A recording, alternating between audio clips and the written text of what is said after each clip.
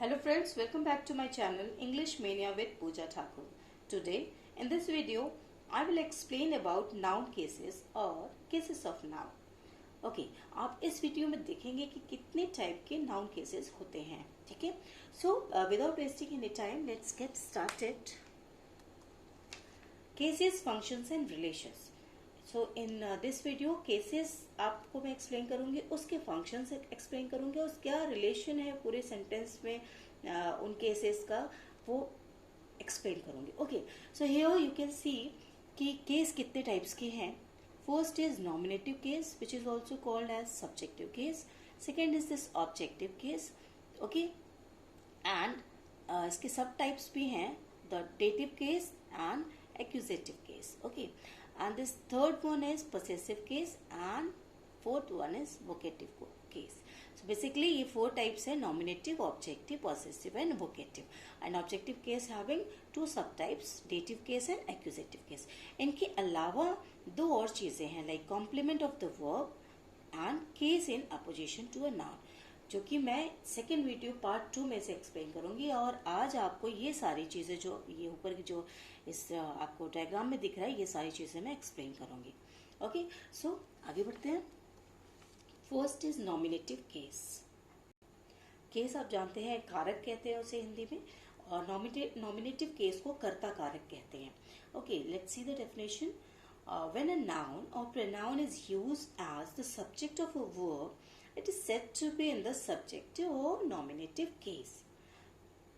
Meaning क्या है कि जब कोई भी नाउन या प्रोनाउन एक वर्ब के सब्जेक्ट के रूप में काम करता है तो वो सब्जेक्टिव केस हो जाता है. ठीक है, सो वर्ब का सब्जेक्ट के रूप में काम करना मतलब क्या हुआ, देखते हैं आगे. एग्जाम्पल ज्यादा समझ में आएगा.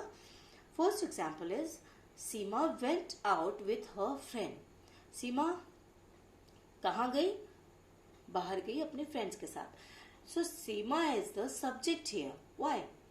बिकॉज अगर जो भी वर्ड, जो भी नाउन हमें हु का आंसर दे रहा है सेंटेंस में, वो हमारा सब्जेक्ट हो जाता है. हु का आंसर देने का मतलब ये है कि जो काम कर रहा है, जिसके द्वारा काम किया गया. यहाँ पे जाने का काम कौन कर रहा है? Who went out with her friend? Seema went out with her friend. So यहाँ पे आंसर हमें क्या मिल रहा है? सीमा. तो सीमा will be the subject here, and the Seema, the noun is in the subjective case, or you can say nominative case. Okay?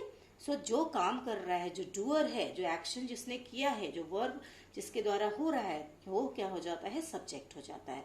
अब वो जो वर्ड है, वो जो नाउन है, वो सब्जेक्टिव केस हो जाता है. Okay, see the next example. B, the boy threw a stone. अब यहाँ पे भी देखो हमें who का आंसर मिल रहा है ना. who threw a stone? who threw a stone? the boy. किसने फेंका? एक बॉय ने, इस बॉय ने फेंका है. तो जो थ्रो करने का काम किसके द्वारा किया गया? बॉय के द्वारा किया गया. सो जो बॉय है, जो डूअर है, वो क्या हो जाएगा? हमारा सब्जेक्ट हो जाएगा. अगर हम हु करके भी क्वेश्चन पूछ रहे हैं तो ये हमें आंसर दे रहा है. सो ओके, सो ट्रिक क्या है इसका? ट्रिक ये है कि to find the nominative case और नॉमिनेटिव वर्ड, क्या इसके आगे लगाना है? पुट हु और what before the verb. Verb के आगे हम हु लगा के क्वेश्चन करेंगे या व्हाट लगा के क्वेश्चन करेंगे, तो उसका अगर हमें आंसर जो नाउन दे रहा है, जो वर्ड दे रहा है, वो हमारा क्या हो जाता है? Nominative case. Now second one is objective case. When a noun is used as the object of a verb, it is said to be in the objective or accusative case.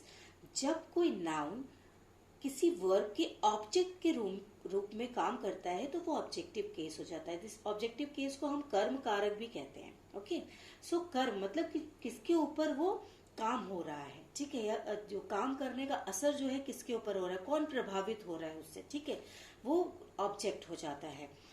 ठीक, like example देखते हैं. Humpty Dumpty sat on a wall. तो Humpty Dumpty, अब अगर मैं इसमें who लगा के पूछूं तो आंसर क्या आएगा? Who sat on a wall? Humpty Dumpty sat on a wall. तो हु का आंसर दे रहा है हम्टी डम्टी, तो ऑफ कोर्स ये क्या है हमारा? ये तो हमारा सब्जेक्ट हो गया. अब ये बैठने का काम किस पे कर रहा है? ये जो एक्शन है वो किस पे हो रहा है? ये डूअर ने किस चीज पे एक्शन किया? एक वॉल पे किया. ठीक है। सो एक्शन कौन रिसीव कर रहा है, इसका इफेक्ट किस चीज पे पड़ रहा है, वॉल पे पड़ रहा है, तो ये वॉल क्या हो जाएगा, ऑब्जेक्ट हो जाएगा। एक और तरीका है, क्या है, एक और चीज है कि a noun which comes after a preposition, एक नाउन जो प्रीपोजिशन के बाद आता है तो भी वो एक्यूजेटिव केस होता है। So we can see that here is a word on and this on is a preposition. yes, ये preposition है, उसके बाद a वॉल आ रहा है, it means ये क्या है हमारा, this is a object here, means objective case में है ये वॉल। ओके, एग्जाम में कैसे दिया जाएगा, आपको ऐसे मार्क कर देंगे, आपको बताना है this word is in the objective case और लाइक इन विच केस, ये इस तरीके से क्वेश्चन पूछ सकता है। सो ये चीजें आपको माइंड में रखनी होगी। Let's see the second example, she is playing in the room.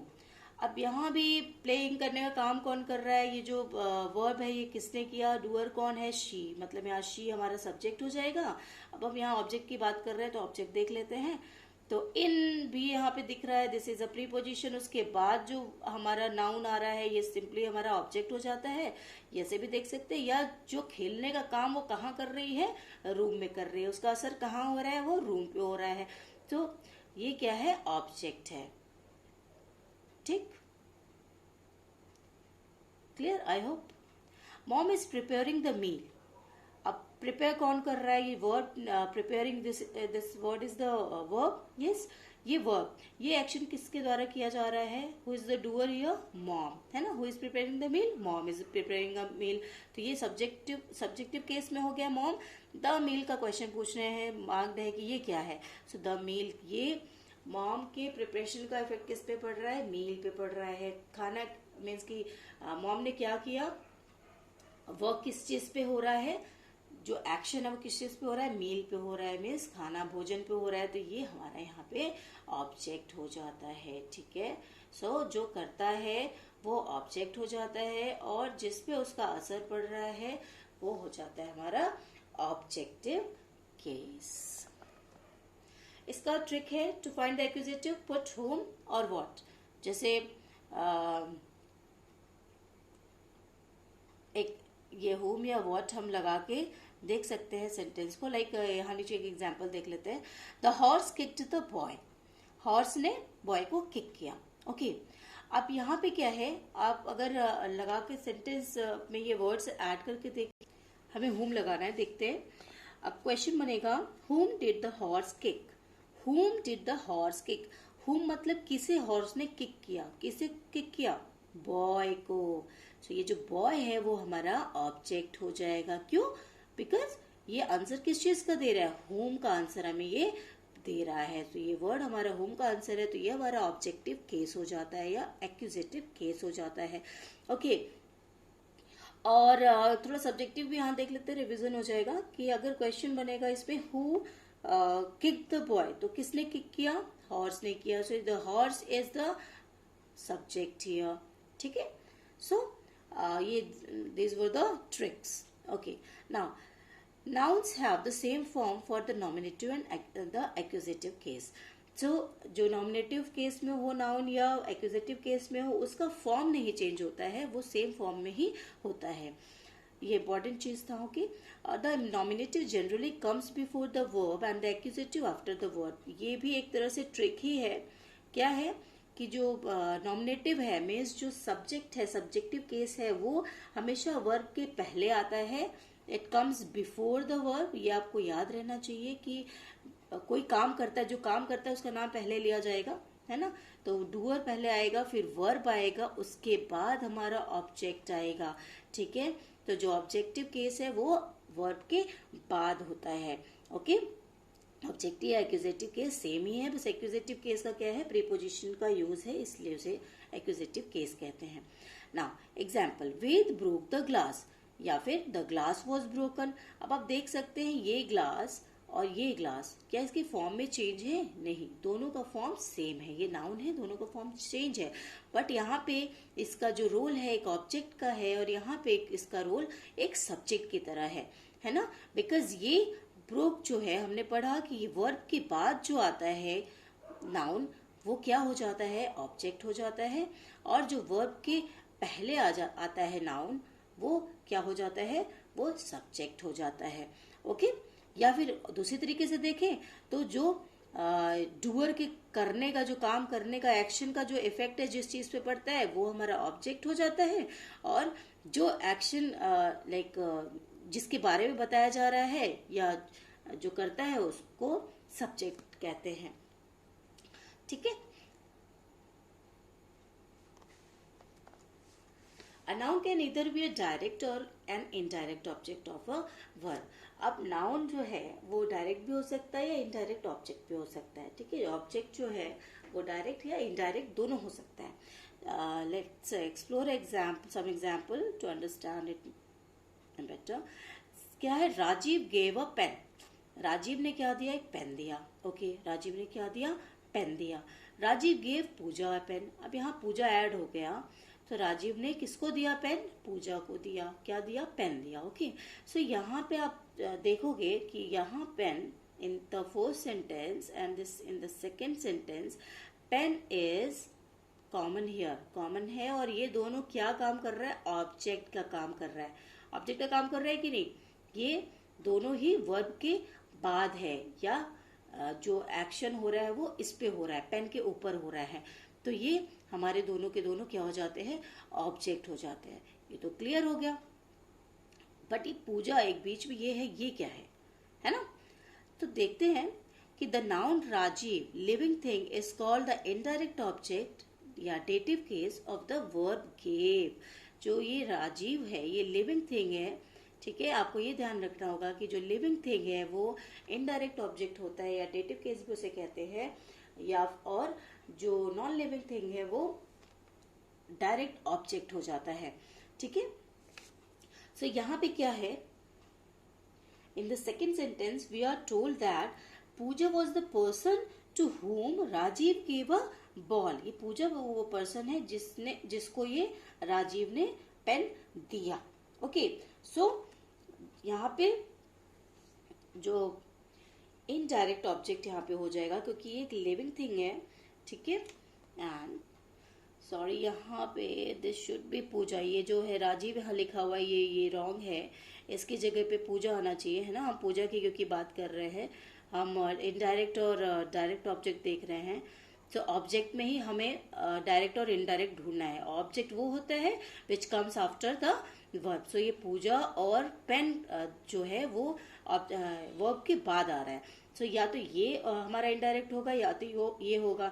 सो मैंने बताया कि जो लिविंग थिंग है वो हमारा इनडायरेक्ट ऑब्जेक्ट हो जाता है, और जो नॉन लिविंग थिंग है वो इनडायरेक्ट ऑब्जेक्ट हो जाता है। सो ये दिस इज क्लियर कि पूजा क्या हो जाएगा? इनडायरेक्ट ऑब्जेक्ट हो जाएगा, और जो पेन है वो डायरेक्ट ऑब्जेक्ट हो जाएगा। क्लियर? सो ये आप देख लेना, करेक्शन है यहाँ पे, राजीव जो है वो उसकी जगह पूजा आएगा।